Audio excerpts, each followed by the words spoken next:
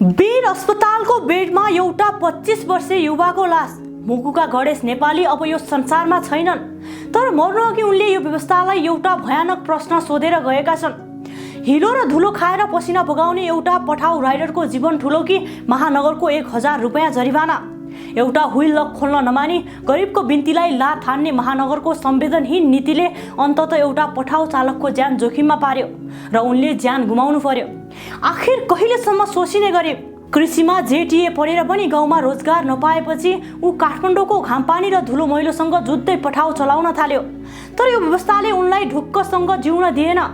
2 वर्षकी छोरी र वृद्ध आमा बुवाको आश बोकेका गणेशले वीर अस्पतालको बेडमा देशको क्रूर नीतिसँग हार्दै अन्तिम सास फेरे। बिहिबार त्रिपुरेश्वर स्थित राजधानी विभागमा गणेश आफ्नो पासपोर्टको काम बुझ्न पुगेका थिए, किनभने यो देशमा भविष्य नदेखेर उनी पनि दुबई जाने तर्खरमा थिए।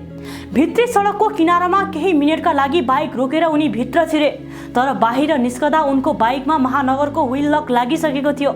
दिनभरि मेहनत गरेर 2-4 सय कमाउने एउटा गरिब चालकका लागि 1000 रुपैयाँको जरिवाना कति ठुलो हुन्छ?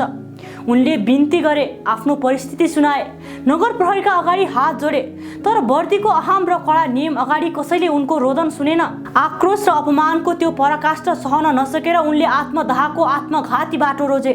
60% शरीर जल्यो र अन्ततः अस्पतालको बेडमा उनले दम तोडे। यो घटना केवल एउटा आत्महत्या मात्र होइन, यो राज्यको संवेदनहीन प्रणालीले निम्त्याएको त्रासदी हो। आज काठमाडौँ उपत्यकामा ट्राफिक र नगर प्रहरीको व्यवहार हेर्नुस्। उनीहरू सडक व्यवस्थापन गर्न वा सवारी आगमन सहज बनाउन भन्दा पनि जरिवानाको रसिद काट्न बढी तत्कालीन देखिन्छन्। काठमाडौँमा पार्किङ कतै छैन। 1 मिनेट गाडी वा बाइक रोकियो भने बाघ झै झम्टिने प्रशासनले कहिले सोचेको छ? आखिर सर्वसाधारणले सवारी कहाँ रोक्ने? आफ्नै जीवनयापन र परिवारको पेट पाल्न लडिरहेको मान्छेका लागि 500 र 1000 को फाइन कति महँगो पर्छ?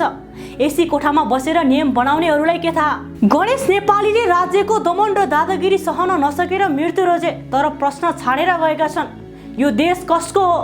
सुकिला मुकिला र पावर हुनेहरूको मात्रै कि घामपानी नभनी पसिना बगाउने गणेश नेपालीहरूको पनि?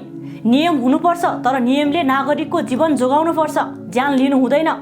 देशमै केही गर्छु भन्ने युवाहरूलाई मर्न बाध्य पार्ने यो व्यवस्था र यो महानगरको रवैयामाथि अब नागरिकले प्रश्न उठाउने बेला आएको छ। तपाईलाई के लाग्छ?